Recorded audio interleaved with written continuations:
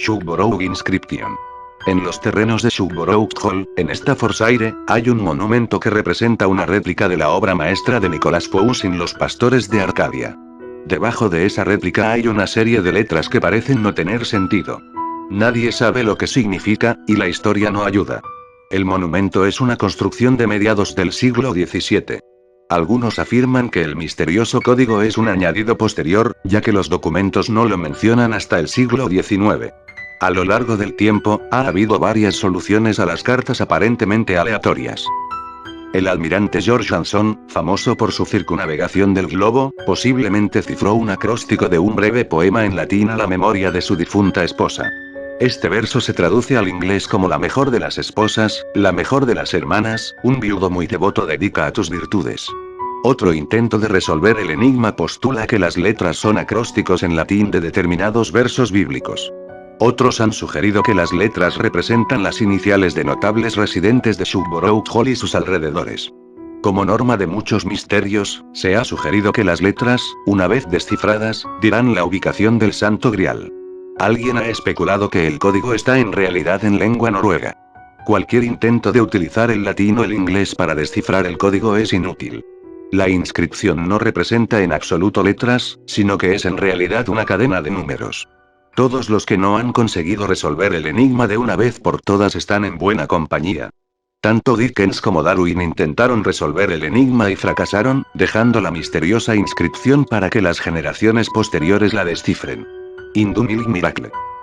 El milagro de la estatua hindú Ganesha que bebía leche, fue un fenómeno que ocurrió a primeras horas del día 21 de septiembre de 1995, un devoto de un templo en el sur de Nueva Delhi hizo una ofrenda de leche a una estatua de Ganesha. Cuando se acercó una cucharada de leche del cuenco al tronco de la estatua, el líquido pareció desaparecer, aparentemente absorbido por el ídolo. La noticia del evento se difundió rápidamente y, a media mañana, se descubrió que las estatuas de todo el panteón hindú en los templos de toda la India estaban bebiendo leche. Esta noticia fue furor incluso fuera de la India, extendiéndose a templos en hindúes en Reino Unido, Canadá, Emiratos Árabes Unidos y Nepal, entre otros países donde habían replicado con éxito el fenómeno. Pasadas horas y llegados al mediodía era un caos las calles cercanas a templos abarrotadas de gente que hacían fila para ver el fenómeno. Sin embargo, se realizaron análisis al fenómeno. Ross McDowell dirigió un equipo de científicos del Ministerio de Ciencia y Tecnología de la India que viajó a un templo en Nueva Delhi e hizo una ofrenda de leche que contenía un colorante alimentario. A medida que bajaba el nivel de líquido en la cuchara, los científicos plantearon la hipótesis de que después de que la leche desapareciera de la cuchara, cubría la estatua debajo de donde se colocó la cuchara. Con este resultado, los científicos ofrecieron la acción capilar como explicación. La tensión superficial de la leche estaba tirando del líquido hacia arriba y hacia afuera de la cuchara, antes de que la gravedad hiciera que corriera por el frente de la estatua. Se han reportado más avistamientos de este supuesto milagro en otros años y en otra estatua no hindú. El 27 de septiembre, D.St. Tesman informó que una estatua de la Virgen María en Singapur también había aceptado leche. Port Arthur Coverat. El domingo 28 de abril de 1996, Martin Bryant, de 23 años, entró en un complejo turístico situado a 100 kilómetros al sur de Hobart, Tasmania, y mató a tiros a 35 personas e hirió a otras 18. Los medios de comunicación lo describieron como la peor masacre perpetrada por un solo pistolero en la historia de Australia. Antes de esta tragedia decisiva, los 8 estados y territorios de Australia tenían leyes diferentes. En la práctica, funcionaban con el mínimo denominador, irónicamente, el de Tasmania. Durante años, los intentos de limitar la tenencia de armas habían fracasado en los remansos políticos, amedrentados por los grupos de presión pro armas. Después de la masacre, se eliminó la ofuscación y se puso en marcha un acuerdo nacional práctico sobre las armas.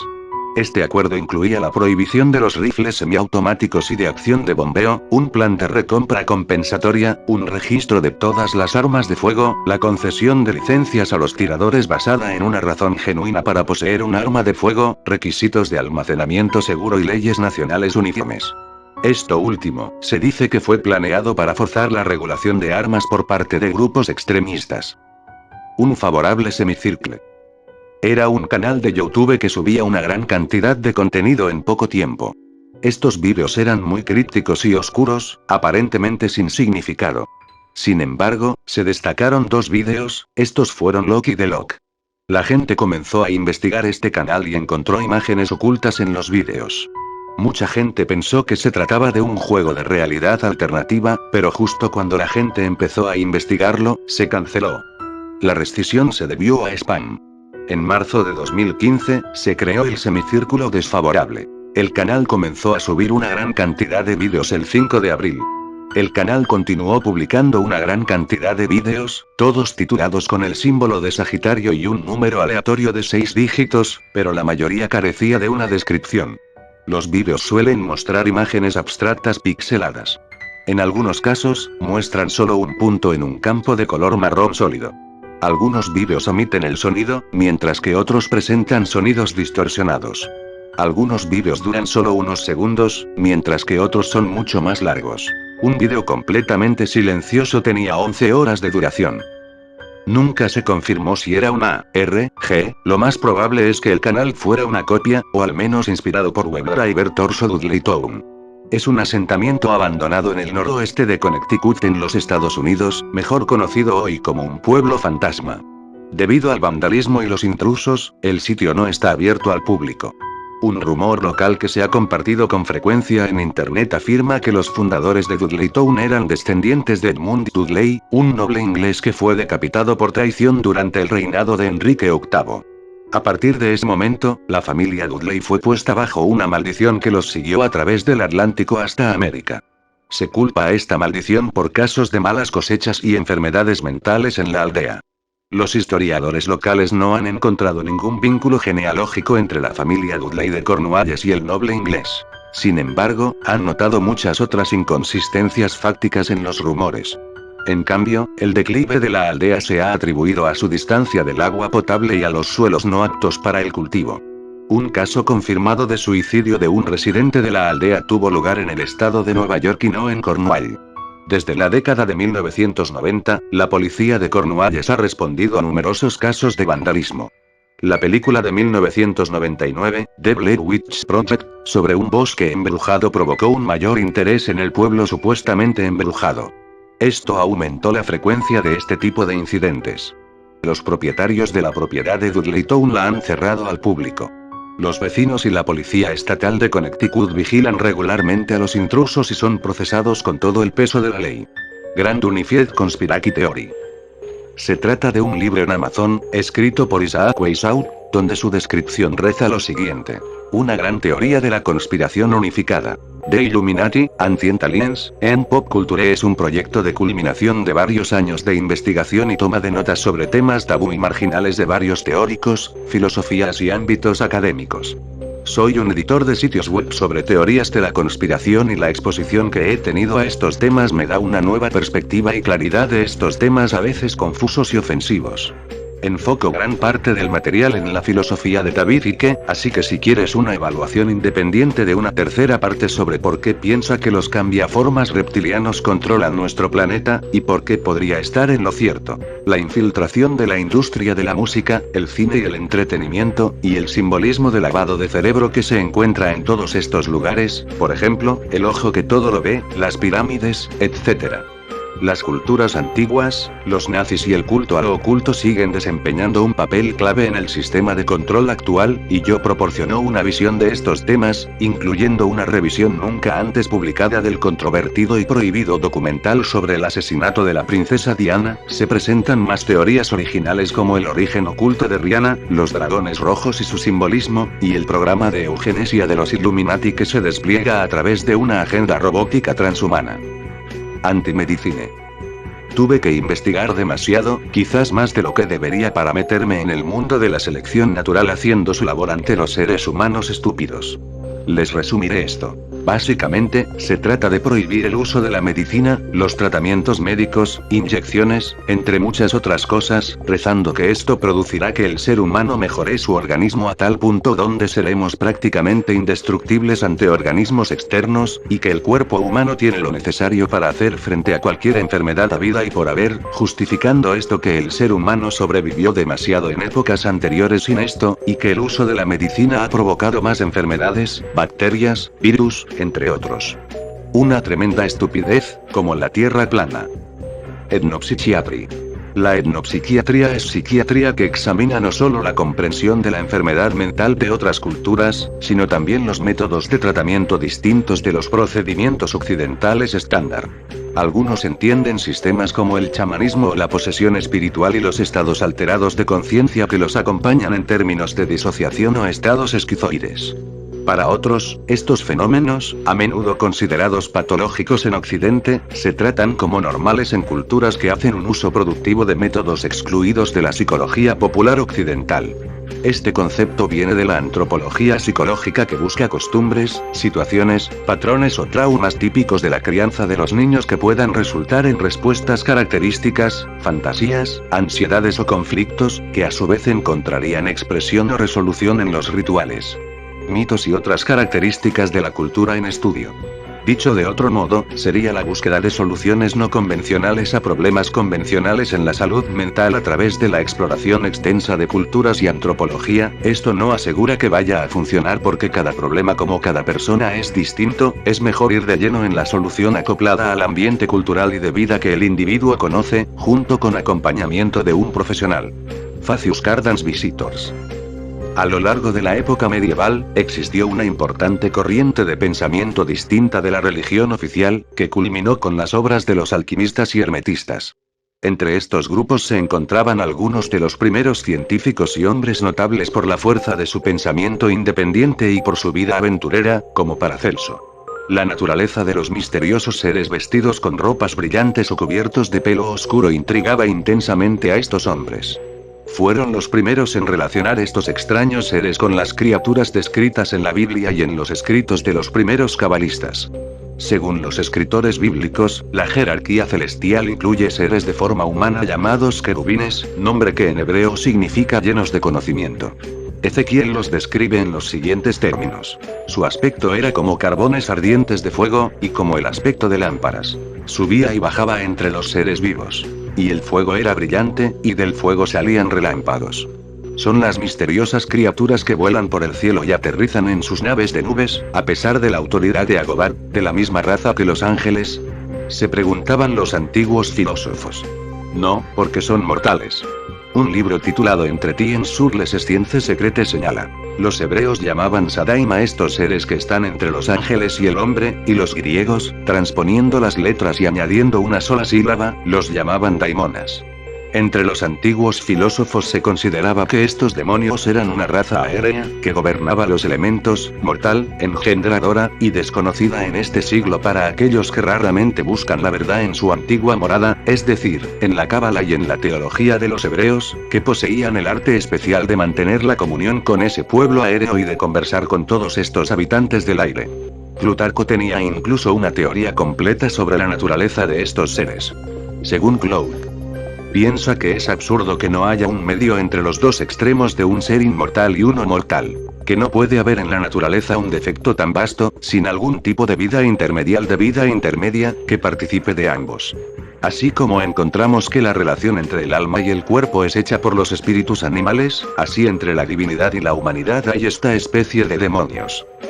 No es de extrañar, pues, que los filósofos estuvieran en desacuerdo con Agobardo sobre la naturaleza de los tres hombres y la mujer que fueron capturados por la turba en Lyon. El célebre cabalista Cedechías, en el reinado de vuestro Pepín, se empeñó en convencer al mundo de que los elementos están habitados por esos pueblos cuya naturaleza os acabo de describir.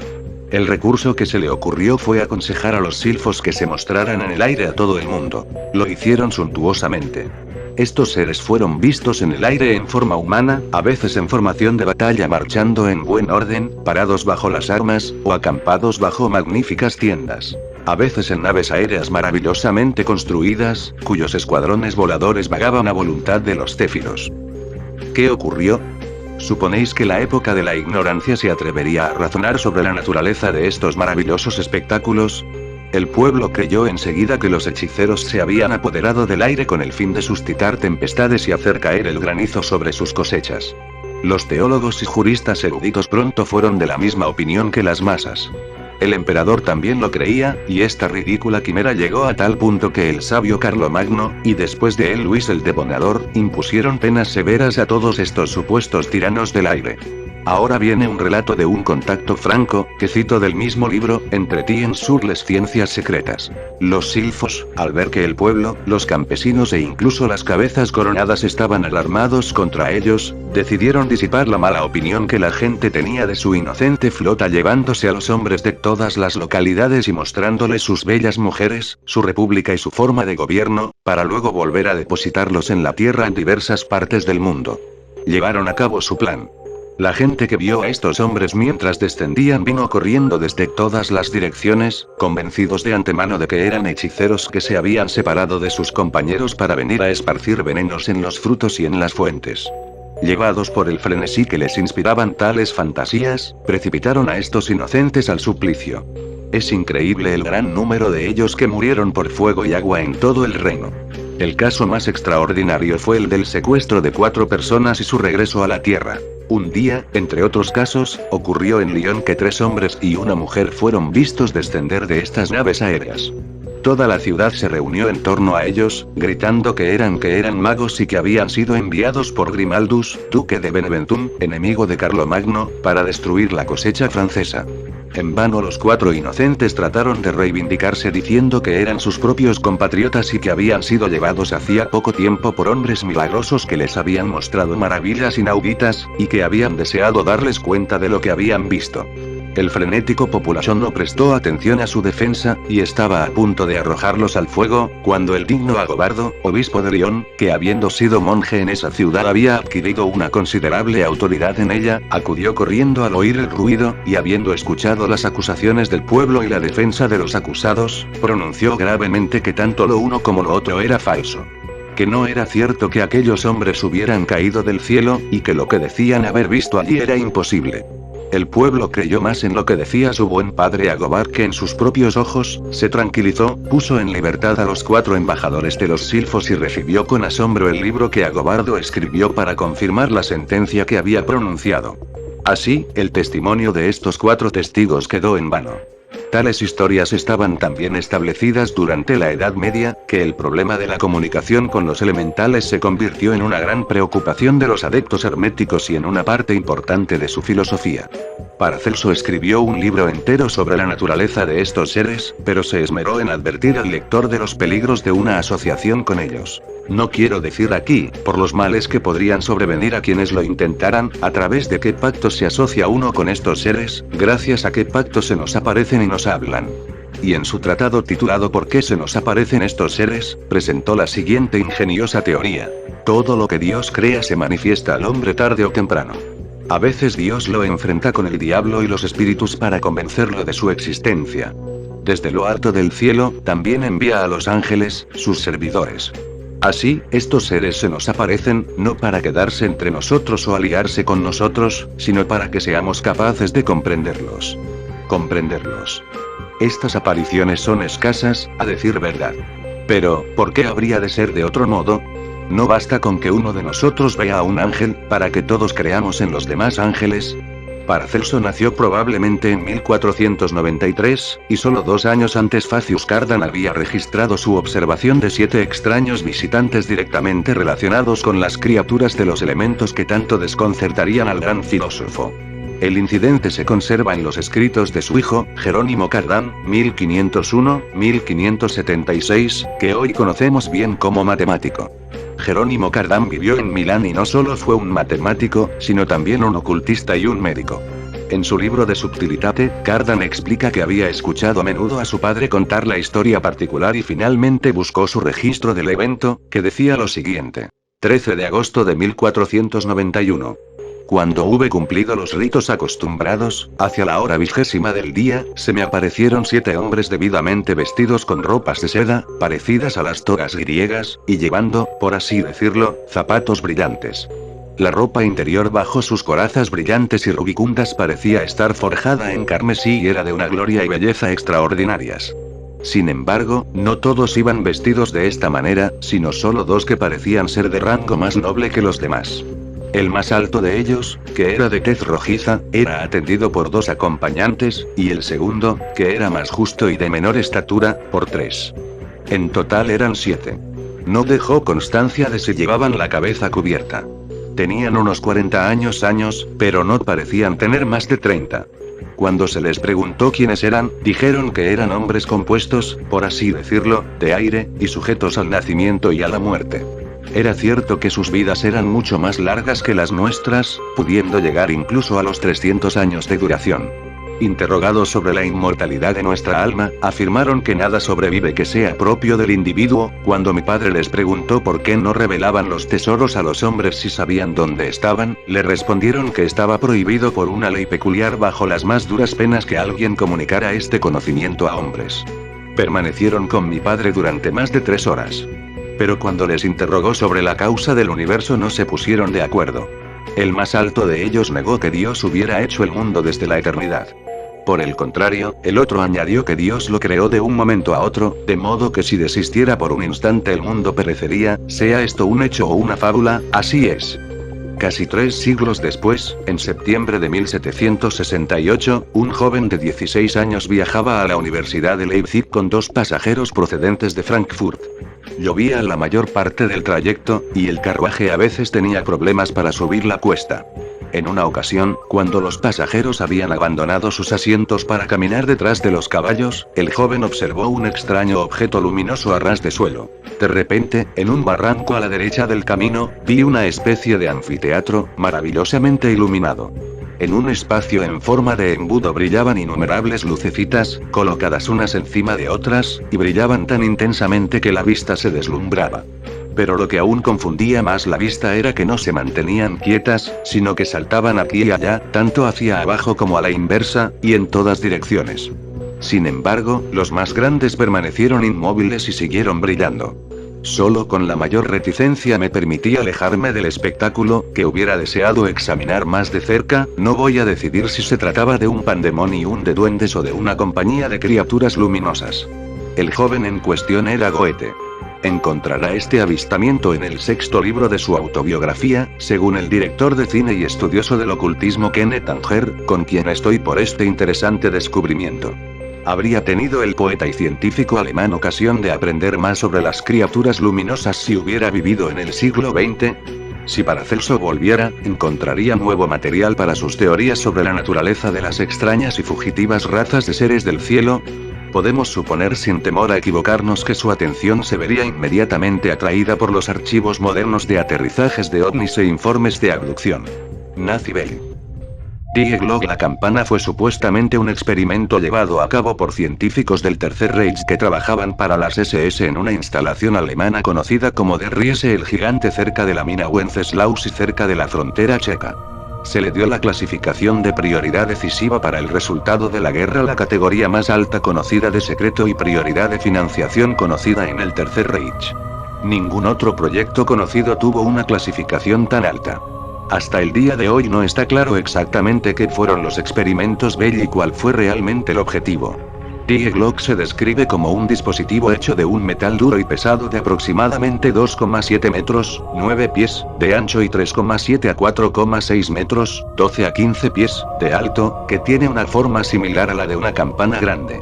Según una entrevista realizada por Koch al autor polaco Igor Witkowski, este dispositivo aparentemente contenía 2 cilindros contrarrotantes que estarían llenos de una sustancia similar al mercurio, de color violeta.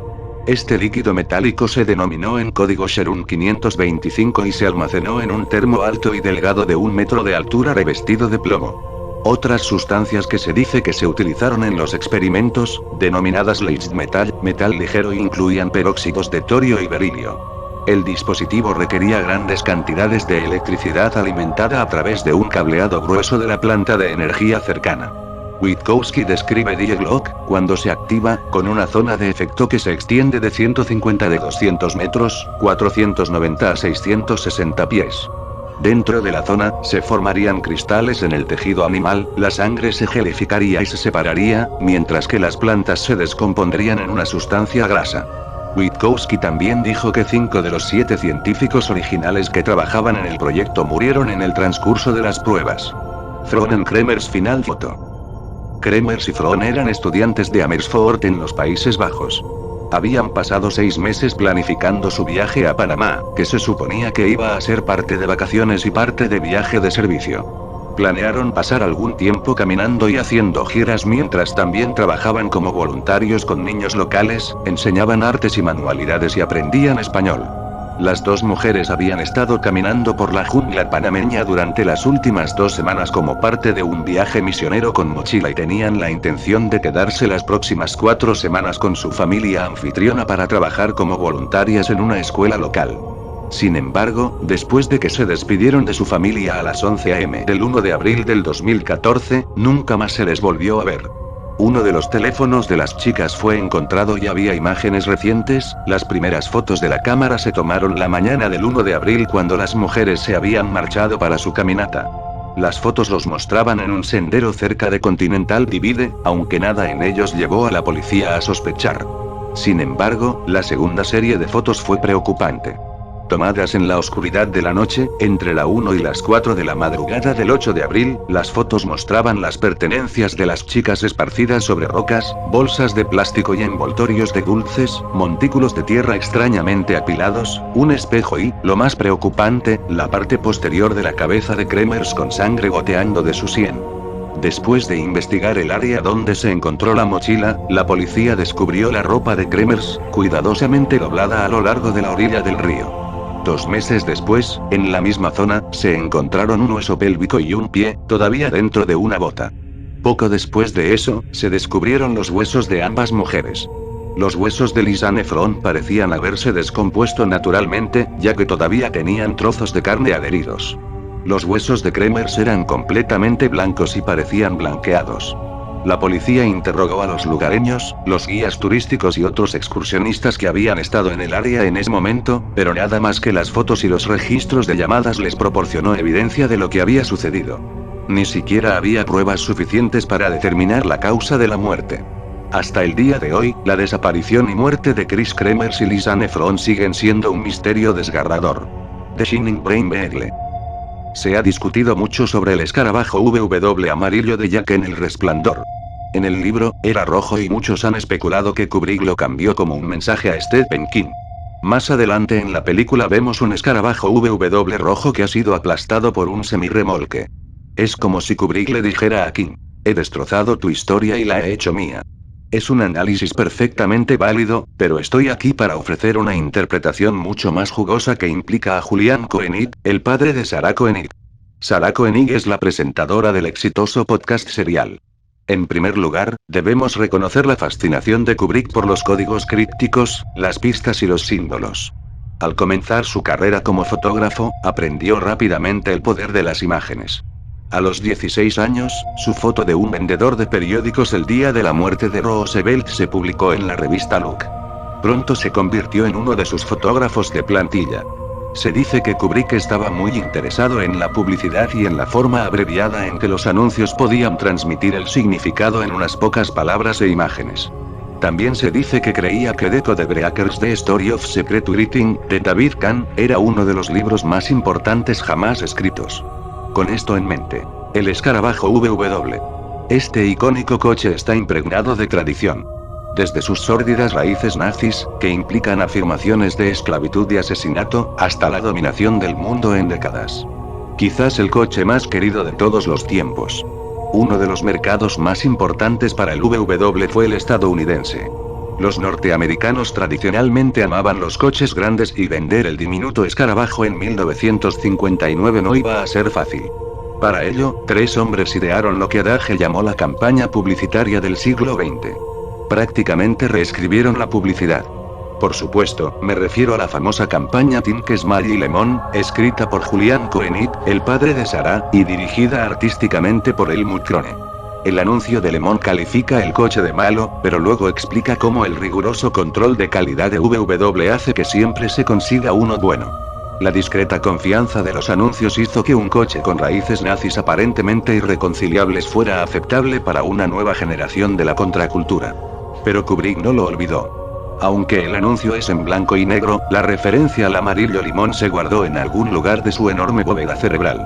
¿Pero qué tiene que ver eso con todo esto?, me pregunto. Bien, aquí vienen los astronautas. Esto puede ser una exageración para algunos, pero hay que creer que Kubrick sabía algo sobre las misiones lunares del Apolo. O eso, o sabe que eso es lo que pensamos, así que se está riendo a nuestra costa, pero, de cualquier manera, Danby lleva ese maldito jersey del Apolo 2001 y Barbie Lyndon se hicieron con la ayuda de la NASA. Las escenas iniciales de Jack en el escarabajo amarillo limón, fabricado por los nazis, se rodaron en la carretera del Sol. Por supuesto, Apolo es el dios del Sol. Mucha gente sabe que el programa Apolo y la NASA surgieron de las cenizas del programa de cohetes nazi. Werner von Braun y otros científicos nazis fueron convertidos en estadounidenses bajo la Operación Paperclip. Von Braun desarrolló los motores que llevaron al hombre a la Luna en el Apolo 11.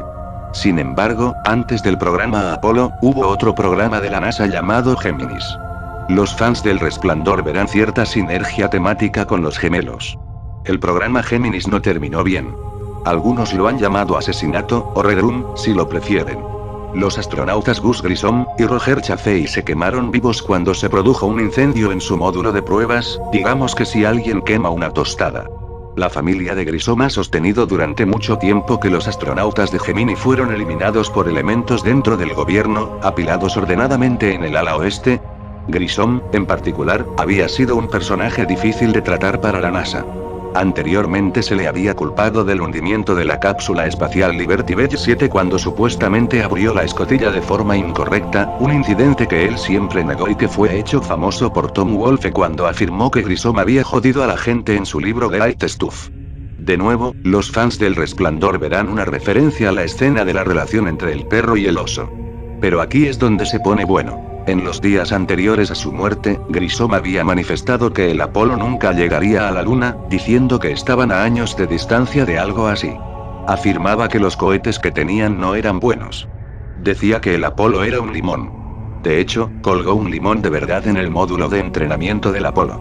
En mi opinión, Kubrick utilizó inteligentemente un VW amarillo para codificar un mensaje sobre las raíces nazis del programa espacial Apolo. Se trata de cómo olvidamos convenientemente que el escarabajo VW nació del nazismo y del asesinato y cómo hicimos exactamente lo mismo con el programa espacial Apolo. Tanto el escarabajo como el Apolo 11 implicaron la ingeniería nazi en sus raíces asesinas y ambos fueron tildados de limones. O tal vez es solo un grito a Stephen King. Black Snake Prophecy. La tribu Lakota tiene una antigua profecía sobre una serpiente negra llamada Zuzeka Sape, un enorme reptil venenoso negro que atraviesa la tierra envenenando todo lo que toca y provocando el final de nosotros. Parece que ante oleoducto no se detiene, la profecía se cumplirá ya que la mayor parte del suministro de agua del Medio Oeste podría estar en peligro, propagando el cáncer y la muerte a todos. Karin Waldegrave. Karin Catherine Waldegrave nació en Londres, Inglaterra. Estudió en la Universidad de Toronto, donde estaba realizando su doctorado en Historia de las Relaciones Internacionales. El perfil de Facebook de Karin Catherine Waldegrave causó revuelo entre la comunidad de Internet en 2011. Su perfil aparentemente normal tomó un giro oscuro cuando comenzó a publicar sobre conspiraciones, control mental, secuestro y asesinato. A veces, las publicaciones se volvían tan incoherentes que no tenían ningún sentido. Fue entonces cuando un grupo de usuarios de Internet preocupados intentó ponerse en contacto con Karin y algunos de sus amigos para asegurarse de que estaba bien. Fue entonces cuando Karin desapareció. Hay mucha gente que cree que Karin es una espía que se comunicaba con otros espías a través de un texto críptico. A través de sus múltiples puestos menciona al gobierno canadiense, la policía local, el FBI, MI5, MI6 y CIA. También existe la posibilidad de que Karin sea parte de los experimentos secretos de MKUltra. Lo mencionó más de una vez en sus publicaciones de Facebook. Otra de las teorías que apareció en línea fue que Karin era un robot informático. Las divagaciones que se publicaron podrían haber sido algún tipo de script o API que se estaba utilizando para probar algo en Facebook. Hay una box. Una caja de IA es un hipotético sistema de hardware informático aislado en el que una inteligencia artificial, o IA, posiblemente peligrosa, se mantiene constreñida en una prisión virtual como solución al problema del control de la IA y no se le permite manipular directamente los acontecimientos del mundo exterior.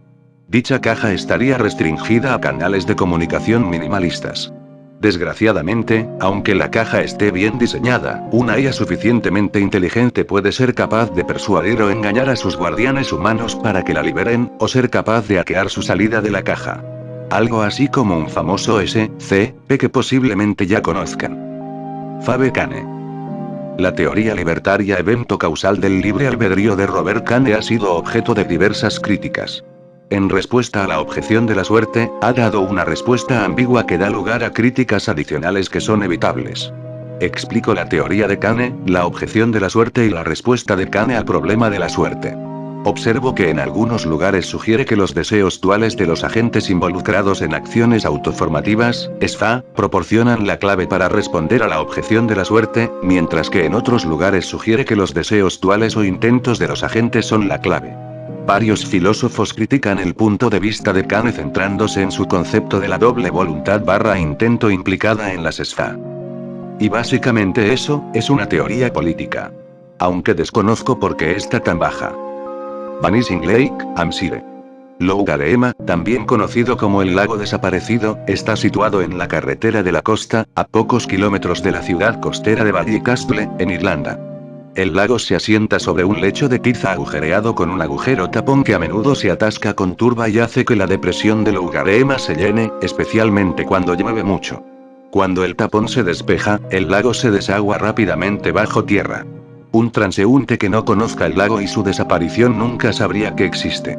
Curiosamente, la carretera de Ballycastle pasa justo por el lago, aunque la carretera moderna está lo suficientemente alta como para evitar las inundaciones, a diferencia de la original. Es muy posible que incluso los ingenieros de caminos que construyeron la carretera se dejaran engañar por las artimañas del lago. Antiguamente, la ruta estaba frecuentemente bajo el agua, a veces durante semanas, lo que hacía que el cruce fuera traicionero. En 1898, durante una inundación especialmente grave, un tal coronel John McKean, ansioso por coger el tren de las 3 de la tarde de la ciudad, convenció a su cochero para que condujera un vagón cubierto tirado por 2 caballos a través del lago. Cuando llegaron a la mitad del lago, el agua fría llegó al vientre de los caballos, que se pusieron nerviosos. El cochero utilizó el látigo, el caballo se encabritó sobre sus patas traseras y se giró hacia un lado. El coronel, sus cocheros y los 2 caballos no tardaron en sucumbir a las traicioneras y frías aguas. Desde aquel fatídico día, muchas personas han declarado haber visto un carruaje fantasma tirado por 2 caballos y montado por un militar en las solitarias orillas de Lougareema. La carretera se ha elevado hasta el nivel máximo de inundación y, por si acaso, se ha levantado un muro de piedra a cada lado de la carretera cuando se acerca al loop para que nadie pueda tener el mismo final acuático que tuvo el coronel McNeil la tarde del 30 de septiembre de 1898. WKCR 1995 Intrusión. El secuestro de WKCR La vieja cinta es una conocida interrupción de la emisión que fue captada en una vieja radio que tenía un reproductor de cintas incorporado. WKCR es una emisora de radio de la Universidad de Columbia en la ciudad de Nueva York. Originalmente publicado en 4chan por un uploader anónimo que había declarado que el incidente ocurrió en 1994-1995. El usuario había declarado que estaba escuchando la radio en busca de emisoras para ver si había algo que valiera la pena grabar. En la grabación se escucha música clásica antes de un chillido muy fuerte y agudo mezclado con una respiración fuerte que más tarde se revela que una mujer estaba haciendo la respiración profunda y un breve desvanecimiento de los chillidos. Al final se oye una fuerte inhalación con la fuerte exhalación. Más adelante en la grabación se escucha la voz de una mujer que habla a un ritmo rápido, lo que posiblemente eran recortes de obituarios. Uno de ellos murió en el accidente del vuelo 103 de Pan Am. La lectura en voz alta comienza a convertirse en susurros de más nombres y luego en un galimatías. Después de un rato la emisora pudo restablecer el orden. El presentador se disculpa por el retraso de la música. Se ha especulado sobre si la grabación era auténtica, falsa o una broma de la propia emisora, ya que algunos señalaron que tanto la voz de la mujer que lee los nombres como la del presentador suenan similares y que la grabación suena demasiado moderna. Emising Gateway Manuals. Se trata de un PDF que reza lo siguiente. La experiencia Gateway es un sistema de formación en desarrollo personal. No es una forma de psicoterapia, filosofía, religión o diagnóstico / tratamiento médico. Es un medio para adquirir conocimientos. La aplicación y los resultados son responsabilidad exclusiva del alumno. La serie de formación Experiencia Gateway se vende únicamente para uso privado. Precaución. Estas cintas no deben utilizarse mientras se conduce. Utilícelas solo con el permiso de su médico si está tomando medicación psicotrópica o está haciendo terapia. Su médico puede llamar a nuestra división profesional si tiene alguna duda. No utilice las cintas con cualquier indicación de epilepsia. La afirmación del portal soy más que mi cuerpo físico. Porque soy más que la materia física, puedo percibir lo que es más grande que el mundo físico. Por lo tanto, deseo profundamente expandirme, experimentar, conocer, comprender, controlar, utilizar tales energías y sistemas energéticos mayores que puedan ser beneficiosos y constructivos para mí y para aquellos que me siguen. El Titanic no se hundió. A lo largo de los años se ha hablado del Titanic y se ha sabido cómo se hundió en aquella terrible noche de abril de 1912, pero hay quien cree que en realidad fue su barco gemelo, el Olympic, el que se hundió como parte de una estafa al seguro. Este incidente causó muchos problemas a los propietarios del barco, White Star Line, ya que esto significó que tendría que ser retirado del servicio mientras lo reparaban, pero también significó que el viaje inaugural del Titanic tuvo que ser retrasado del 20 de marzo al 10 de abril. Esto era algo que White Star Line no podía permitirse, ya que tenía que pagar las facturas legales y el coste de la reparación del Olympic. Esto significaba que tenían que idear una forma de reclamar no solo el dinero que habrían dejado de percibir debido a que el Olympic no estaba en servicio, pérdida de ingresos, sino también el dinero que no podían reclamar por el incidente. Así que idearon un plan. El plan era sencillo. Cambiar el Olympic por su barco hermano, el Titanic, y hundirlo para reclamar una indemnización. Nadie sabría que habían intercambiado los barcos, excepto los responsables, ya que si se miraban los barcos cuando estaban sentados uno al lado del otro no se sabría cuál era cuál a menos que se miraran las placas de los nombres de ambos barcos. Tan pronto como se puso en marcha el plan, cambiaron el Olympic para que se pareciera a su barco hermano cubriendo los suelos con moqueta, ya que el Olympic tiene suelo de baldosas y los pasajeros y la tripulación que habían estado en el Olympic y luego en el Titanic habrían podido ver las huellas dejadas por los pasajeros anteriores. Si no lo hubieran hecho, la gente se habría preguntado por qué este flamante barco en el que nadie había estado estaba cubierto de huellas y manchas de bebidas derramadas. USA Megaregions. En lugar de dividir el país en los conocidos contornos de los estados, este mapa muestra cómo sería Estados Unidos si basáramos nuestras regiones en el patrón que los viajeros tejen cada día entre ciudades, suburbios y zonas rurales. Más de 4 millones de líneas en este mapa muestran la dirección y el volumen de los flujos de viajeros.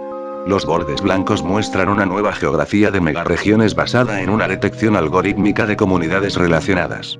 Massachusetts Flying Giant. El Triángulo de Bridgewater es un curioso lugar del sureste de Massachusetts conocido por todo tipo de extravagancias sobrenaturales. Lo que sea, lo tienen. Seguro que, si buscas lo suficiente, te toparás con un portal a Hogwarts. Tal vez bajo una roca, junto a una pista de aterrizaje de ovnis o frente a una zona de acampada de Bigfoot. El área que compromete al Triángulo de Bridgewater tiene unas 200 millas cuadradas, 520 kilómetros cuadrados para el resto del mundo. Es un smorgasbord de supuestos fenómenos paranormales, que van desde fantasmas, poltergeist, demonios y espectros, hasta ovnis, bola de fuego, fuego de San Elmos, luces de Martha y diversos avistamientos de monstruos. El sitio parece ser el equivalente a una pasarela de modelos de moda para cada criatura criptozoológica jamás registrada. Duendes, recaps, sprites, bigfoots, serpientes gigantes, thunderbirds, wendigos, etc. Y claro, un maldito volador gigante. Tiene de todo. Poisonous Snow. No encontré información sobre esto, pero dejaré esto otro porque, al parecer, hay gente que cree que la nieve es falsa. Las tormentas invernales sin precedentes en los estados del sur han hecho que los más afectados por el clima estén bastante tensos durante la última semana. Pero no podemos decir que hayamos visto venir esto. Nuevos vídeos virales muestran a usuarios de TikTok sujetando mecheros con bolas de nieve para avivar teorías conspirativas sobre la nieve falsa que, según dicen, ha sido sembrada por, el filántropo medioambiental global y cofundador de Microsoft Bill Gates.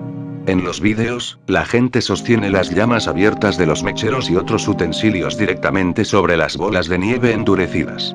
Las bolas de nieve no parecen derretirse, sino que arden. No hay agua, no hay goteo, no hay nada. Con tan solo decir que se puede añadir plástico o azúcar a la nieve para provocar este efecto podemos adivinar que esto es falso, como cualquier cosa que salga de esa red social. Phantom Social Workers. El término trabajadores sociales fantasma surgió en el Reino Unido y Estados Unidos a raíz de informes esporádicos a la policía y los medios de comunicación sobre personas que decían ser trabajadores sociales e intentaban sustraer niños a sus padres. Las investigaciones policiales sobre estos informes no lograron encontrar ninguna prueba sustancial ni localizar a ningún sospechoso. El fenómeno se denunció inicialmente y con mayor frecuencia a principios de la década de 1990. A principios de la década de 1990, aparecieron en los medios de comunicación del Reino Unido informes sobre la supuesta conducta de personas que decían ser trabajadores sociales. La mayoría de los testigos informaron de que habían recibido la visita de una o dos mujeres de entre 20 y 30 años que vestían de forma profesional. En algunas versiones de la historia, las visitas incluían a una mujer acompañada por un hombre que parecía actuar en calidad de supervisor. Las visitas consistían en una inspección de los niños del hogar, durante la cual los trabajadores sociales mostraban un comportamiento extraño.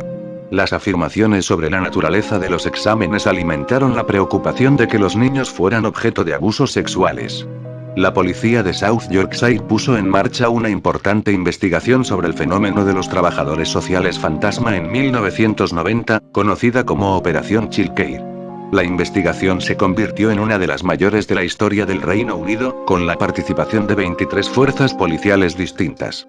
Tras un año de investigación, la policía había reunido 250 informes. De ellos, la policía creía que solo 2 casos eran auténticos y 18 merecían ser tomados en serio.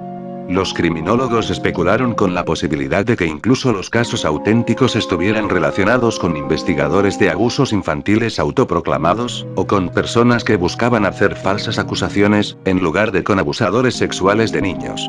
No se efectuaron detenciones y la operación Cuidado de los Niños se ha disuelto desde entonces. Se cree que los informes sobre trabajadores sociales no identificados que intentan arrebatar a los niños de sus padres no son más que historias de miedo o leyendas urbanas alimentadas por la historia de Marietta Hicks, una pediatra de Cleveland, Inglaterra, que diagnosticó a 121 niños como víctimas de abusos sexuales por parte de sus padres sin ninguna prueba o razón. La policía cree que algunas de las visitas fueron realizadas por ciudadanos vigilantes que llevaban a cabo sus propias investigaciones sobre abusos a menores. Otras visitas denunciadas pueden explicarse por la identificación errónea de vendedores a domicilio, encuestadores y misioneros religiosos. Fred Beck's versión. Nadie sabe con certeza cuándo comenzó realmente la leyenda de Pie Grande en el noroeste, pero se conoce la plataforma de lanzamiento más exitosa para la obsesión del público con él. Una batalla que supuestamente tuvo lugar en un estrecho desfiladero en el flanco este del monte Santa Elena. El desfiladero se llama ahora Cañón del Mono. Allí es donde, en el verano de 1924, un grupo de buscadores de oro salió del bosque, temblando y con los ojos vidriosos, para contar que unos animales de 2 metros de altura, parecidos a los simios, les atacaban con rocas. Fred Beck, Gable Lefebvre, John Peterson, Marion Smith y Roy, el hijo de Smith, describieron que se encontraron con hombres gorila cerca de donde habían construido una pequeña cabaña para sus incursiones en busca de oro. Afirmaron que estaban a 8 millas de Spilled Lake cuando se encontraron con 4 de los animales gigantes que se movían por el bosque con pasos erguidos, como los de los humanos. Están cubiertos de pelo largo y negro, informó The Oregonian, relatando las descripciones ofrecidas por los hombres. Sus orejas miden unos 10 centímetros y sobresalen hacia arriba. Tienen 4 dedos de los pies, cortos y rechonchos. Los testigos estimaron que cada animal pesaba unas 400 libras. Sorprendido por la visión de las enormes bestias, Fred Beck disparó con su rifle a una de las criaturas y, tras recibir 3 impactos, el animal herido se precipitó por un acantilado. Al parecer, Beck afirmó años después que fue otro miembro del grupo quien efectuó los disparos. La violencia resultó ser un error. Esa noche, dijeron los hombres, se despertaron cuando unas enormes piedras comenzaron a golpear el exterior de su cabaña. Luego oyeron, y sintieron, cuerpos gigantescos golpeando las paredes y la puerta. Los hombres simio buscaban venganza. Las bestias acabaron abriendo un agujero en el techo, lo que les permitió apuntar a Beck. Por fin, dijeron los buscadores, empezó a salir el sol, lo que hizo que los animales interrumpieran su ataque y se escabulleran. Los hombres asomaron la cabeza por la puerta y, cuando decidieron que no había moros en la costa, salieron corriendo del bosque. Las historias de hombres simio gigantes no eran precisamente nuevas en la zona. Cazadores, leñadores y buscadores habían visto huellas enormes de vez en cuando a lo largo de los años, y los nativos americanos de la zona habían hablado de demonios de la montaña. Pero poca gente se preocupaba seriamente por la posibilidad de que hubiera criaturas enormes y desconocidas en el bosque. Eso cambió cuando los cazadores de oro volvieron a la civilización aquel día de verano de 1924. La dramática historia de su batalla con grandes bestias de aspecto humano era irresistible, y por tanto difícil de descartar para la gente. The Invisible War. La Guerra Invisible es un innovador documental de investigación sobre uno de los secretos más vergonzosos y mejor guardados de Estados Unidos: la epidemia de violaciones en el ejército estadounidense. La película muestra una imagen sorprendente de la magnitud del problema. Hoy en día, una mujer soldado en zonas de combate tiene más probabilidades de ser violada por un compañero que de morir por el fuego enemigo. El Departamento de Defensa calcula que en 2011 se produjeron la asombrosa cifra de 22.800 delitos sexuales violentos en el ejército. Entre todas las mujeres soldados en servicio activo, el 20% son agredidas sexualmente. Más de la mitad de las víctimas son mujeres de entre 18 y 21 años. Centrándose en las historias poderosamente emocionales de las víctimas de violaciones, La Guerra Invisible expone el encubrimiento sistemático de los delitos sexuales militares, y relata la lucha de las mujeres para reconstruir sus vidas y luchar por la justicia. También presenta entrevistas contundentes con oficiales militares de alto rango y miembros del Congreso que revelan la tormenta perfecta de condiciones que existen para la violación en el ejército, su larga historia oculta, y lo que se puede hacer para lograr un cambio muy necesario. The Abraxas Foundation. En esto tuve que realizar un poco de investigación, y no porque el tema fuera turbio, sino porque ya existe una organización igual en México que me bloqueaba todo del navegador con propaganda, pero va así. La Fundación Abraxas promovía el fascismo, el satanismo, y posiblemente también el nazismo. Nótese que lo digo mal para que YouTube no me bloquee, por medio de un documento que podréis ver en la sección de fuentes, ya que tiene un texto bastante explícito que me podría incluso bloquear el vídeo por las ideas radicales que maneja. The Little Red Man of Paris. El hombrecito rojo del destino era un fantasma legendario que había aparecido en el Palacio de las Tullerías, un lugar real que se situó en la margen derecha del río Sena en París hasta 1871. Desde la época de Catalina de Medici, cada vez que un acontecimiento importante le iba a pasar a uno de los habitantes de las Tullerías, cuenta la leyenda que apareció el hombrecito rojo del destino. El escarlata era un color apropiado para que lo usara el fantasma, porque Catalina ya había comenzado a provocar problemas entre los católicos romanos y los protestantes en Francia, y fue ella quien indujo al rey a ordenar la terrible masacre de los hugonotes en el día de San Bartolomé. El hombrecillo rojo se apareció a Enrique IV justo antes de que el monarca fuera asesinado por un maestro de escuela loco en 1610.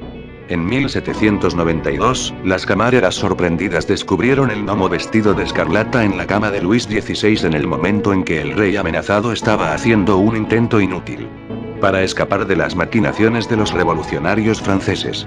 Unos meses más tarde, los guardias afirmaron haber visto al pequeño fantasma rojo en la prisión donde Luis y María Antonieta esperaban su turno en el tajo de la guillotina en 1793. Napoleón interpretaba sus sueños y le gustaba contar historias de fantasmas.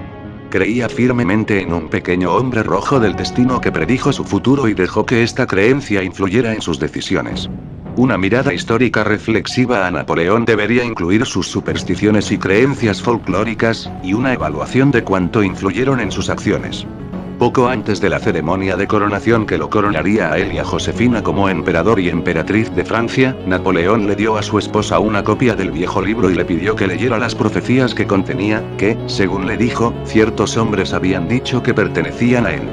Josefina se asustó y desconcertó al mismo tiempo por lo que leyó, y cuando se volvió hacia su esposo, lo encontró riendo demasiado fuerte en falsa bravuconería. El hombre rojo se le apareció por primera vez a Napoleón en 1798 durante la campaña egipcia del líder militar. Se dice que la entidad se materializó para Napoleón y que hizo un trato con el ambicioso oficial. Según los términos del contrato, Napoleón gozaría de la victoria y el triunfo en los campos de batalla de Europa durante una década. El hombre rojo le dijo a Napoleón que sus órdenes a la flota francesa no habían sido obedecidas. A pesar de que la campaña egipcia había comenzado con una nota de triunfo después de la sangrienta batalla de las pirámides, el fantasma le dijo que la empresa fracasaría y Napoleón regresaría a Francia para encontrarla cercada por Inglaterra, Rusia, Turquía y una aliada Europa. Fiel a la predicción del hombre rojo, la campaña egipcia fracasó. En 1809, después de la batalla de Wagram, Napoleón instaló su cuartel general en Schönbrunn donde, una medianoche solitaria, volvió a recibir a su misterioso consejero. Napoleón había llevado a cabo 10 años de campañas exitosas y pidió una extensión de 5 años de su contrato con el Hombre Rojo. El fantasma accedió a su pedido con la advertencia de que el conquistador codicioso no debería lanzar una campaña que lo llevaría a suelo ruso.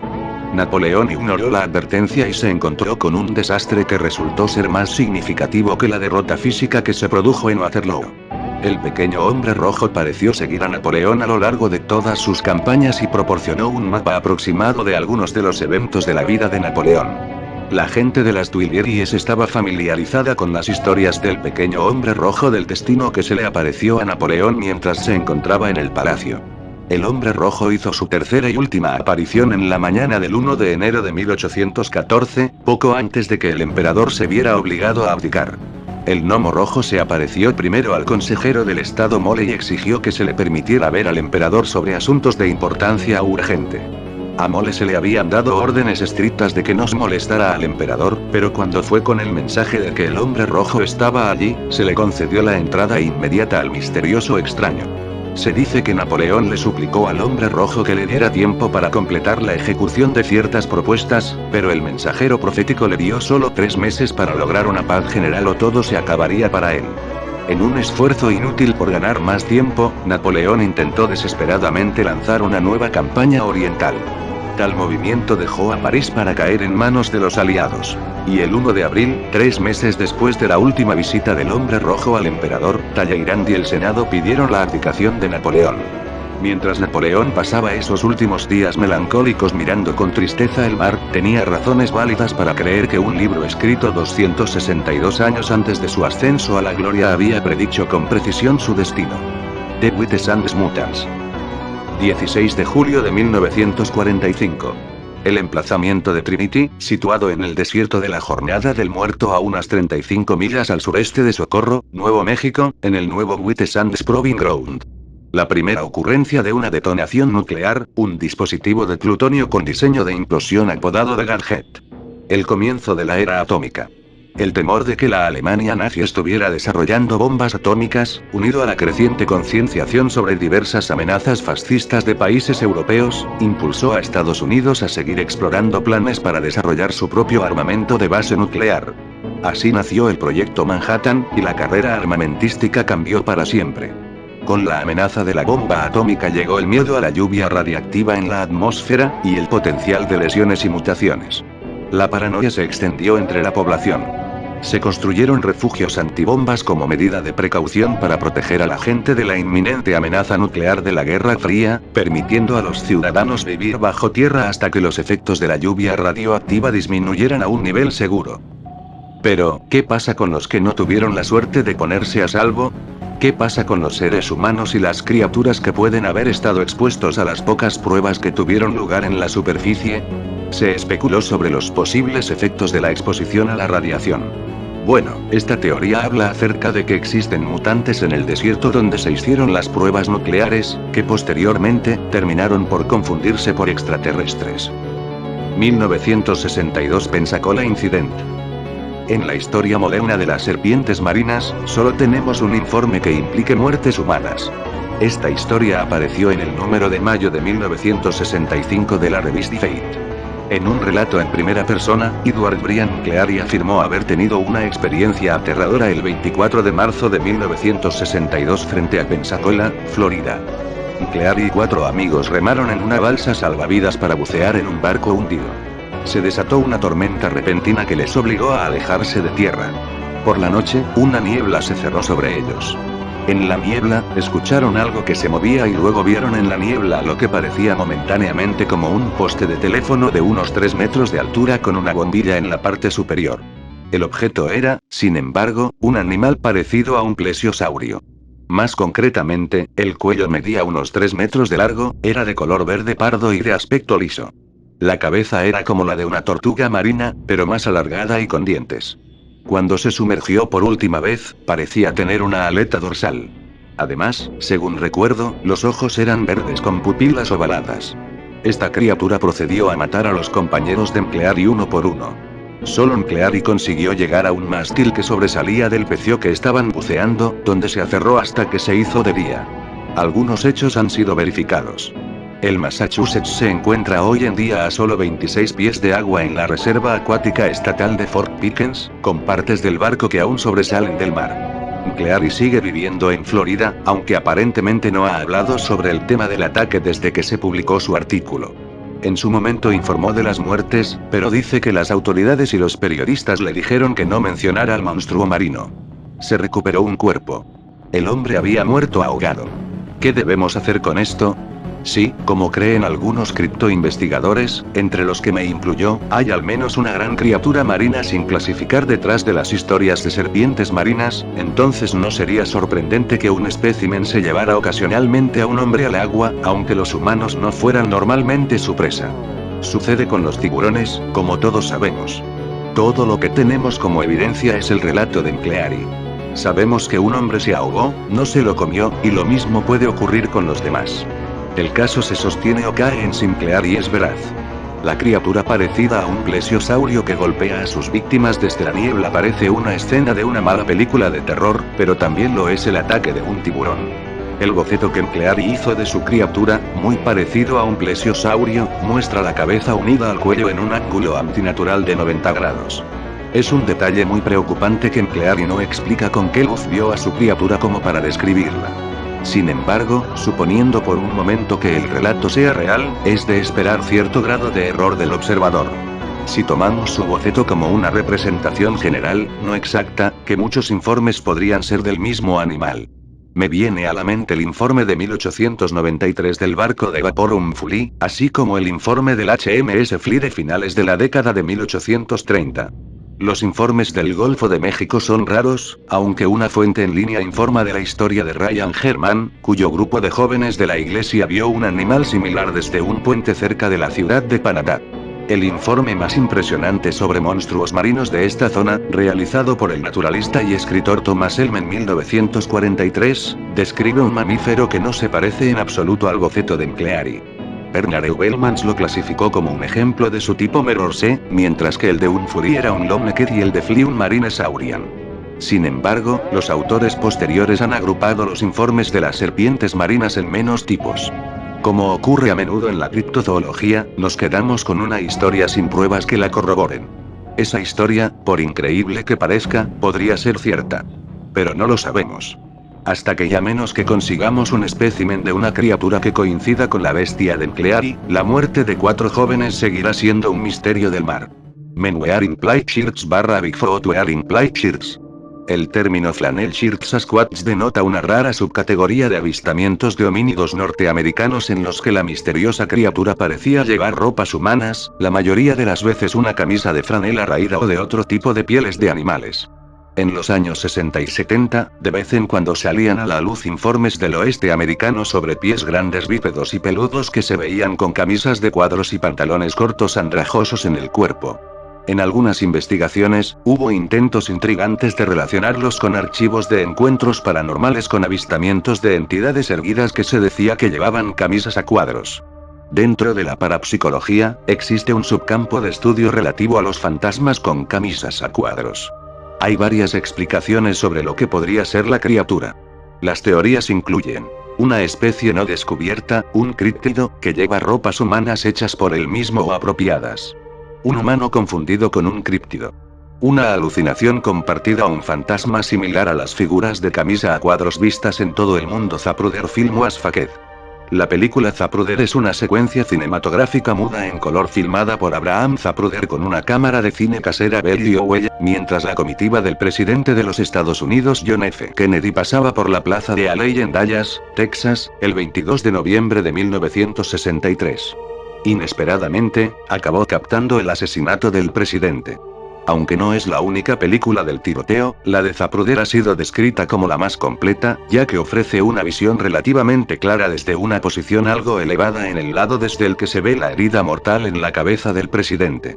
Fue una parte importante de las audiencias de la Comisión Warren y de todas las investigaciones posteriores del asesinato, y es una de las piezas cinematográficas más estudiadas de la historia. La mayor notoriedad es la captura de la película del disparo fatal a la cabeza del presidente Kennedy cuando su limusina presidencial estaba casi exactamente enfrente y ligeramente por debajo de la posición de Zapruder. Existe un libro que dice lo siguiente. Este es el primer libro que expone un aspecto crucial del encubrimiento de la conspiración del asesinato de JFK. La alteración de la película Zapruder, supuestamente una película casera de 27 segundos filmada por Abraham Zapruder en Dealey Plaza. Las pruebas de la alteración de la película de Zapruder adoptan muchas formas, como las incoherencias con los testimonios de los testigos presenciales, las discrepancias con otras películas y fotografías, los movimientos imposibles dentro del marco temporal de la película, las contradicciones entre la película y la disposición física de Dealey Plaza, y las múltiples versiones de la propia película. Este libro reúne a las principales autoridades dentro de la comunidad de investigación del asesinato, incluyendo a David Ealy, autoridad en los procesos técnicos de producción de películas. Jack White, que durante 40 años ha realizado un estudio especial de las películas y fotografías del asesinato de JFK. John Costella, doctor en física e ingeniero con experiencia en óptica, propiedades de la luz y objetos en movimiento. Y David Mantik, doctor en medicina, el principal experto en las pruebas médicas del asesinato de JFK. Cabe resaltar que, siempre este tipo de personas sacan este tipo de noticias en libros, qué raro, ¿no? Cibater of Kish.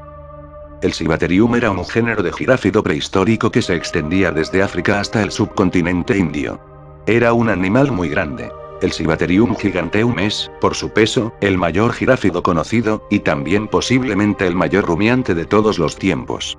Generalmente se considera que se extinguió hace al menos 8000 años, pero algunos autores creen que puede haber persistido durante más tiempo del que se cree actualmente, y una minoría ha sugerido que puede seguir vivo. Avistamiento significativo. En 1927 o 1928, durante una excavación en la ciudad sumeria de Kish, cerca de Aliyah, en el centro de Irak, los arqueólogos desenterraron un anillo de bronce para carro que data del 2800-2750 AC. En el anillo estaba inscrita la figura de un animal parecido a un ciervo con una gran cornamenta. Posibles explicaciones. Un gamo persa, dama mesopotámica, sugerido por David S.R.S. Los cuernos rotos del artefacto fueron redescubiertos en 1977 y se parecen mucho más a los de este ciervo. Un cibater superviviente, miembro de una subfamilia de giráfidos del tamaño de un buey, procedentes de Eurasia y África, de complexión robusta, patas y cuello relativamente cortos, y cuernos ramificados y cubiertos de piel. Estos animales vivieron desde hace 15 millones de años, en el Mioceno tardío, hasta el Pleistoceno tardío. Otros indicios de que los cibateros pueden haber persistido en tiempos históricos son un petroglifo de 8000 años de antigüedad en un abrigo rocoso del Sahara, figurillas sirias y egipcias en el Museo Británico, y una estatuilla rusa y silbatos de hojalata de reciente producción procedentes de Siberia que representan a un animal con cuernos similares a los de un cibatero, llamado Brahmaterium. Manatees igual Human of Sot. A los creyentes en la teoría de Darwin les interesará saber que en las bahías y ríos de la costa oriental de América Central y del Sur vive un animal que puede ser considerado, con razón, como el nexo de unión entre los hombres y los peces. Se trata del manatí, de la sirena acuática. La teoría dice que los manatí son humanos subdesarrollados, o lo que hubiera pasado si nos hubiéramos separados de la inteligencia en algún momento de nuestra existencia. Piltdown Man Still Alive. El hombre de Piltdown es conocido por ser uno de los mayores fraudes en la historia de la paleoantropología, principalmente porque se creyó verdadero durante más de 40 años, desde que se anunciara su descubrimiento en 1912 hasta 1953, cuando el fraude fue finalmente expuesto. La historia de este engaño comenzó y se basó en unos restos óseos, en concreto un cráneo parcial, un diente suelto y una mandíbula con dientes, supuestamente descubiertos en Inglaterra en 1908, en Piltdown, un pueblo de Sussex. Un obrero los encontró en una cantera, y se los entregó al arqueólogo aficionado Charles Dawson, que los presentó, junto con el eminente paleontólogo Smith Woodward, del Museo Británico, en la Sociedad Geológica de Londres. Durante años, se mantuvo el debate sobre el origen de estos restos, y la prensa dijo que muy probablemente correspondieran al eslabón perdido, denominándolo Eoanthropus dawsoni. Estos restos fueron aceptados por la comunidad científica sin mayores análisis, debido principalmente a que era perfecto e idéntico a la idea de aquella época sobre el eslabón perdido. La idea de esa época era que el eslabón tenía que haber tenido un gran cerebro, pero igualmente presentar rasgos simiescos y evolucionar posteriormente a una apariencia humana, idea contraria a la demostrada ahora con los estudios de los fósiles verdaderos. No obstante, comenzaron a surgir cada vez más dudas sobre la antigüedad y el origen de esos restos. Finalmente, el dentista Marston determinó que la mandíbula de ese esqueleto correspondía a un orangután, el diente suelto a un mono y el cráneo a un homínido. Lluvia de plástico, 1965.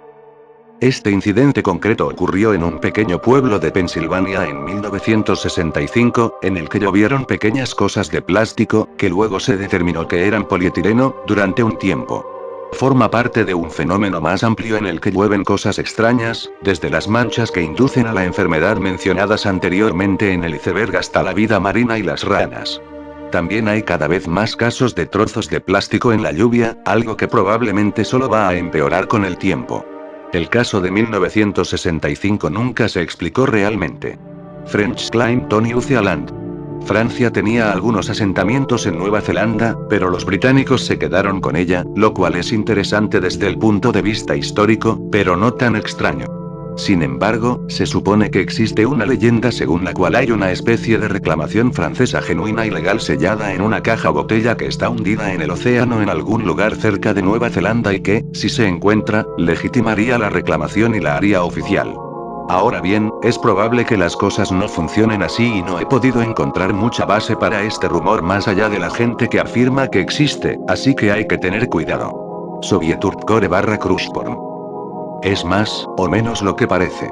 No es exclusivo de los antiguos estados soviéticos, aunque imagino que la etiqueta se puso porque se dice que una buena cantidad de él ha aparecido en varios lugares de Europa del Este.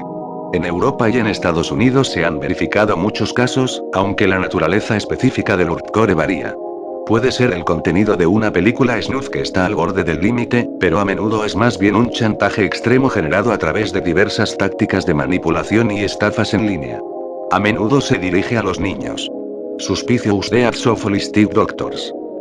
Este reaparece de vez en cuando y es extremadamente popular entre ese mercado específico de tipos de noticias naturales metafísicos adictos a Facebook que no son el tipo tradicional de teórico de la conspiración, sino una nueva raza que parece más un hippie que un tipo canoso de alegrible. Esto es difícil de probar o refutar porque la etiqueta de médico holístico es bastante flexible, al igual que la etiqueta de sospechoso. Dependiendo de cómo estés dispuesto a utilizar esos dos términos, en un determinado periodo de tiempo habrá algunas muertes de médicos holísticos que podrían tener motivaciones nefastas. No necesitas que te diga el resto. Una asamblea de los supervillanos habituales está matando a estos médicos al azar para suprimir la verdad de que una determinada técnica holística realmente cura algunas mayores todas las enfermedades conocidas y es, por tanto, una amenaza para el establecimiento. A veces las muertes son sospechosas, por cierto. Supuestos suicidios de personas que no parecían tener posibilidades de hacerlo, por ejemplo. Pero no en el gran número que se podría sospechar por los memes.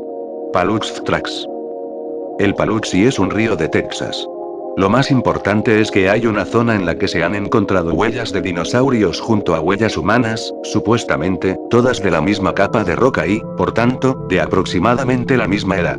Esto sería una prueba de que los humanos coexistieron con los dinosaurios, lo cual es algo importante para los partidarios de la Tierra joven/creación. Generalmente se piensa que son una mezcla de falsificaciones, hechas a lo largo del tiempo para capitalizar el interés, y unos pocos originales que no eran huellas humanas. Sin embargo, cualquier cosa que pueda apoyar el tema de la Tierra joven siempre encontrará un nivel de apoyo celoso por parte de esa comunidad y, como resultado, nunca se descartará por completo. No Space. Creo que se trata de la misma idea básica que la de un no lugar, y veo que los términos se utilizan de forma bastante intercambiable. Es muy similar a espacio liminal, un término más reciente que ha ganado popularidad en Internet para describir este fenómeno general. Originalmente, tal y como se describen, se trata de lugares de transitoriedad que no cuentan del todo como lugares en los que todos somos transeúntes anónimos. Es muy subjetivo, y como tal es algo que se siente más que otra cosa. Un hotel puede ser los largos pasillos iluminados pero vacíos a última hora de la noche. Un centro comercial moribundo. O bien, algunos lo ven en un bullicioso aeropuerto o en las agitadas calles de una ciudad. O en una autopista. Más recientemente, lo de espacio liminal ha llegado a definir lugares con una estética bastante vacía, surrealista y desconcertante. No es necesariamente un lugar espeluznante en una definición estricta de la palabra, pero sí se siente extraño. Es difícil de describir y cada persona lo sentirá de forma diferente, así que te recomiendo que busques algunas imágenes de espacios liminales, no espaciales, etc., y probablemente te harás una idea pronto. Has ocupado lugares así antes y volverás a hacerlo. Algunas personas los buscan activamente, algunas incluso piensan que representan lugares donde se puede viajar a ciertas dimensiones o acercarse un poco más a los planos espirituales. Natural Park Closures. No parece que haya una teoría unificada aquí, solo fragmentos de diferentes teorías sobre todo tipo de cosas. A veces los parques, o partes de ellos, se cierran por razones nefastas o porque los extraterrestres están allí o están siendo utilizados como base para los campos FEMA a los que nos dirigimos, etc. Sin embargo, no puedo encontrar una conversación muy fuerte detrás de esto. 9-11 a Hollywood Special Effect Gone Wrong. El 11 de septiembre ocurrió justo cuando las redes sociales se convirtieron en un fenómeno, lo que dio lugar a más teorías conspirativas de las que normalmente se habrían dado. Siempre iba a haber rumores de trabajo interno, pero Internet, y gente como Alex Jones, que de repente vio un enorme mercado para sacar provecho, aseguró que casi todo tuviera tiempo de aire. Hologramas, misiles en lugar de aviones, juego de guerra que salió mal, invasión extranjera literal, extraterrestres, etc. En mi experiencia, lo de fueron efectos especiales se utilizó más para explicar cómo se había montado el evento que para ser la causa. Pero recuerdo que algunas personas decían que en realidad debía ser mucho menos grande y que los efectos utilizados para hacerlo salieron mal y lo empeoraron. Sin embargo, ni siquiera el equipo de Truthers del 11S parecía darle mucha importancia y no creo que esto sea algo que nadie discuta seriamente ahora. Ural Relief Map. También conocida como la piedra Arashka, es bastante reciente. Se descubrió justo antes del año 2000. Se trata de una piedra encontrada en un pequeño pueblo del este de Rusia que, según algunos, aunque no está demostrado, tiene muchos millones de años. Supuestamente, el mapa representa perfectamente un mapa topográfico muy preciso de la región. Es muy popular en las teorías del estilo de los antiguos astronautas, ya que se sugiere que es una reliquia de una civilización avanzada o una especie de plano de personas o seres que tallaron los ríos y las características que se muestran en la piedra. Anatta. Esto es realmente muy profundo para un concepto budista no tan oscuro. En resumen, es la idea de que no tenemos un alma singular e inmutable como enseñan tantos sistemas de creencias, sino que estamos compuestos de múltiples elementos cambiantes. Imagino que hay mucha gente que tiene su propia interpretación de esto, y el concepto general de no tenemos un alma tradicional no es exclusivo del budismo. Gdort. Se trata de una técnica médica bastante señalada como patraña de la pseudociencia. Sin embargo, como cualquier medicina alternativa, tiene sus creyentes. La idea es que toques el pulgar y el índice juntos para formar un círculo, y luego el practicante engancha sus dedos en este círculo y trata de separarlo. Se analiza la capacidad de mantener el círculo unido y se obtienen datos sobre los músculos y quién sabe qué más. Algal Fuel. Biocombustible. La idea de utilizar un combustible renovable a base de plantas no es especialmente nueva ni conspiratoria, pero el estado exacto de esa ciencia y lo que se está haciendo para restringirla puede resultar a veces muy conspiratorio. Hay una ciencia real detrás del combustible de algas y, en teoría, podría ser un inmenso cambio de juego para todo el planeta. Por ello, se suele pensar que varios intereses adinerados tienen un gran interés en frenarlo.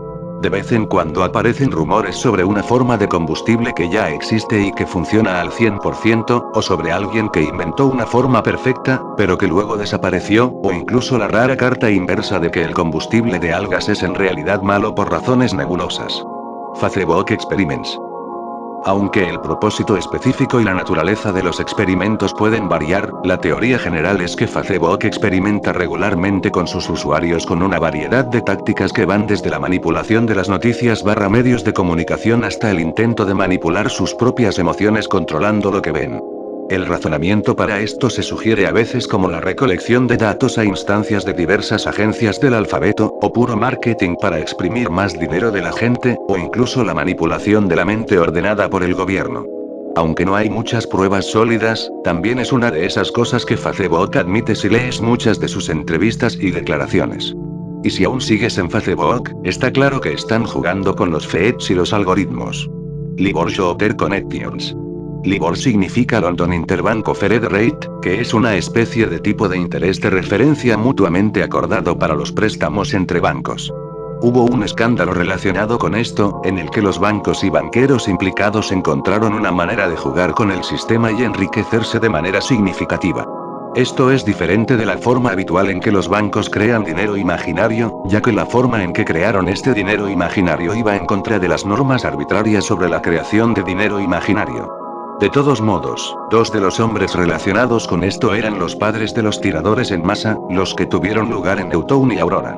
Esta es una de esas cosas en las que la mentalidad de no hay coincidencias se topa con un muro porque aunque sí parece una coincidencia muy extraña, no parece haber ningún lugar al que ir con la conexión una vez que la has hecho.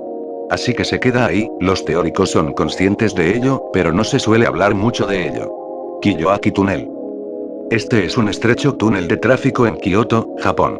Supuestamente es el lugar de múltiples suicidios, muertes durante la construcción, maldiciones, lo que sea. Es uno de los lugares embrujados más famosos de Japón, al menos a nivel local, por lo que se le ha echado encima mucha leyenda urbana. Pasar por el túnel conlleva una serie de cosas habituales de los lugares embrujados. Puedes ver apariciones, oír voces, notar marcas extrañas en tu vehículo si estás conduciendo, etc. Como curiosidad, existe un videojuego sobre esto que creo que mencioné alguna vez. Staffordshire. Un gran agujero se ha abierto en el patio de unas personas en Inglaterra. Normalmente se pensaría que es solo un socavón, y eso sería justo. Pero este tenía unos viejos escalones metálicos, o más bien peldaños de escalera si me preguntas, que bajaban. No parece haber mucho ahí abajo, pero es extraño. Los propietarios han contactado con todo el mundo, desde políticos locales hasta la empresa que construyó su casa, y nadie tiene respuestas para ellos. Delano Dolphin Camps. Alguien creó una especie de retiro espiritual en torno a los delfines. Los campamentos de Delano eran solo un tipo de escapada de este tipo, ya que era un período de auge para la cosa de los delfines son una entidad superior. Ya lo hemos tratado antes un par de veces. La gente pensaba que los delfines eran cualquier cosa, desde simplemente más inteligentes de lo que se creía hasta algún tipo de alienígena o emisarios de un lugar espiritual. Una variedad de espiritistas, ex-hippies, psiconautas y personas de la nueva era acudían a estos campamentos y escapadas para nadar con los delfines y, con suerte, ser tocados por cualquier poder especial. Aurora Borealis Auditory Effects. Esto fue un cuento popular durante mucho tiempo, pero ha habido investigaciones científicas que lo respaldan. Los sonidos no son muy bonitos, pero son interesantes, aunque la investigación que logró registrarlos aún no ha deducido qué los causa. En cuanto a las conspiraciones, es una especie de juego de azar. Tienes a los extraterrestres, por supuesto, o que estás escuchando fragmentos de la otra dimensión a la que la boreal es una ventana, o que es el típico control mental del gobierno. También he oído que pueden volver loco a un hombre, pero eso es algo que se asigna básicamente a todos los sonidos y fenómenos naturales espeluznantes que existen. Kundalini Energy. Procedente de las creencias hindúes y rápidamente adoptado por los recién llegados y los entusiastas del yoga, ha perdido la mayor parte de su significado original al ser reformulado una y otra vez en unos 10 millones de libros y clases y seminarios, etc. Sin embargo, sí que tiene practicantes serios y potencial. Se trata de una fuente de energía divina que descansa en lo más profundo de nuestro ser, cerca de la raíz de la columna vertebral, y que puede ser despertada con un poderoso efecto en alguien. Esto suele implicar mantras, ejercicios de respiración, yoga, meditación, etc. Aunque es una práctica hindú, muchos tipos de metafísica y otros están influenciados por ella en algún nivel. RPG Insanity Training. Esto parece más bien un chiste, pero si hablo de él es porque encontré algo medianamente interesante. Resulta que algunos RPGs, así es, los juegos de rol, tienen un cierto séquito de personas que suelen llevar las cosas al extremo, al punto de llegar a ser prácticamente cultos y obligar a la gente a llevar un régimen de entrenamiento o adaptación para ser los personajes de una historia.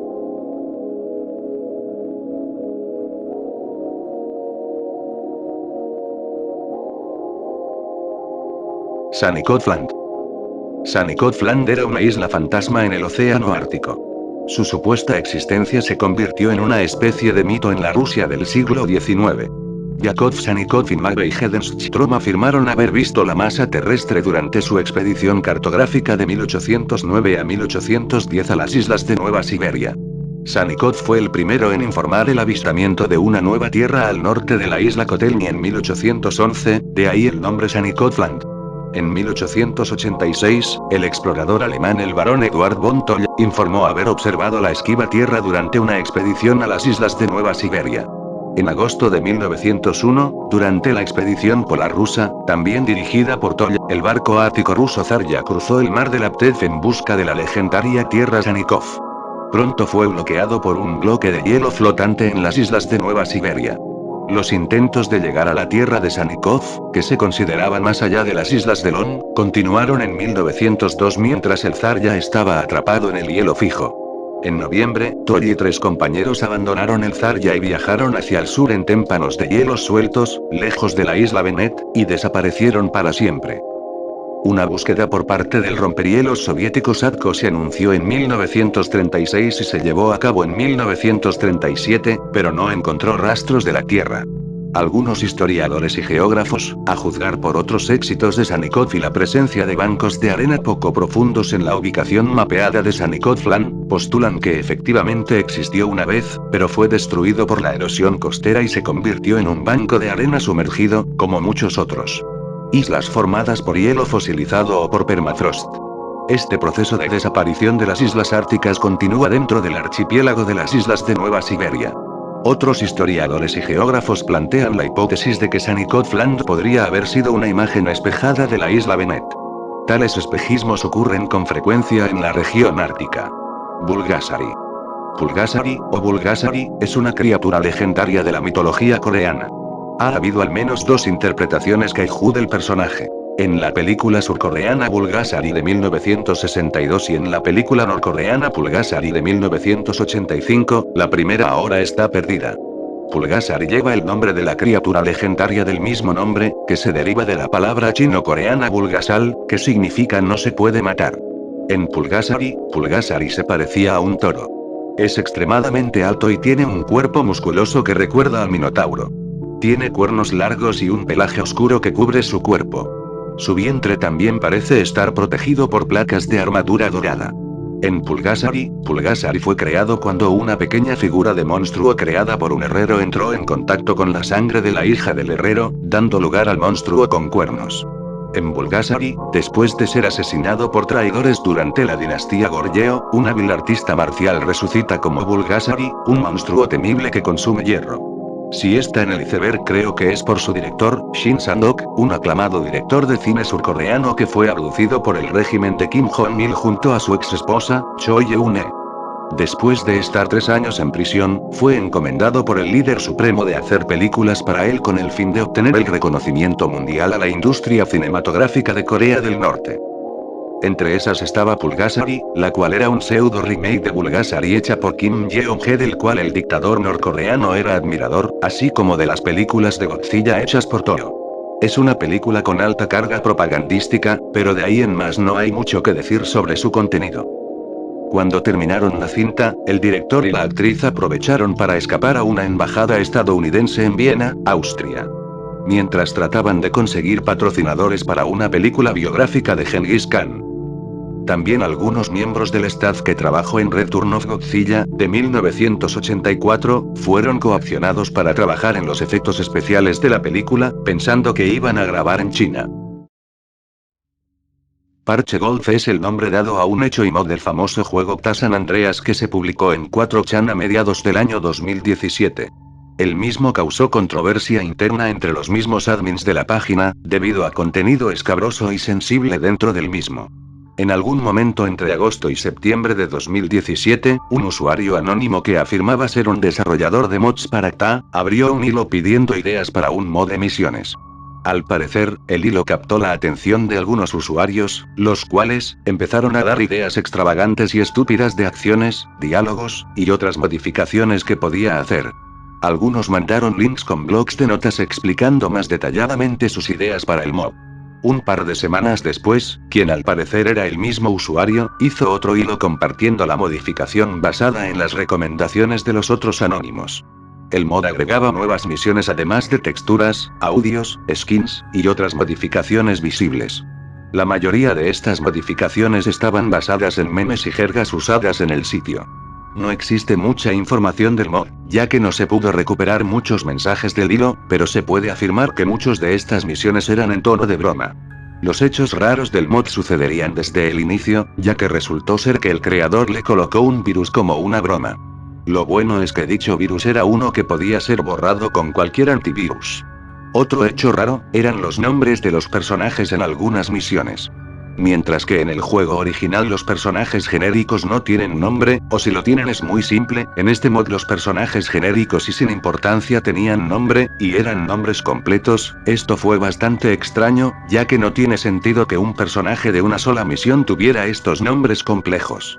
La parte clave en esta historia, fue cuando un usuario publicó una captura de una de las misiones, donde tenías que matar con derive varios ciertos objetivos en el mapa. En dicha captura se veía a una prostituta rubia con una flecha roja en el cabeza. Junto a esa captura, el Anon preguntaba a los demás si notaban algo raro. Más tarde, el mismo usuario que realizó la pregunta responde a la incertidumbre de los demás, explicando que el personaje que tenían que matar llevaba el nombre de su madre, la cual llevaba desaparecida desde 2010. Los otros usuarios creyeron que era una broma, pero se supo que era una persona verdadera y estaba enlistada en las listas de personas desaparecidas de Washington. Entonces los usuarios empezaron a buscar los demás nombres de personajes genéricos en Google, y se supo que la mayoría eran personas reales y que estaban desaparecidas. El revuelo causó un eco tan fuerte, que los administradores se vieron obligados a borrar el hilo principal, ya que se trataba de un hecho sensible. Se cree que el supuesto hijo de la mujer desaparecida se colocó en contacto con los administradores para borrar el hilo. El creador del mod se defendió diciendo que él solo hizo caso a las recomendaciones que los anónimos le dieron, y que no tenía idea que en el mismo usaban nombres de personas desaparecidas.